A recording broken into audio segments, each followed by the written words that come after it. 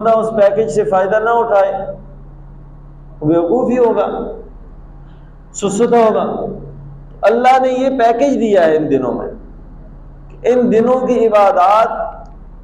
کا اجر و ثواب، عبادت تھوڑی ہوگی، اجر و ثواب اللہ کے ہاں زیادہ ہوگا۔ اور تین بڑی عبادتیں، حج، اسی طرح قربانی، بلکہ 4 کہہ لیں،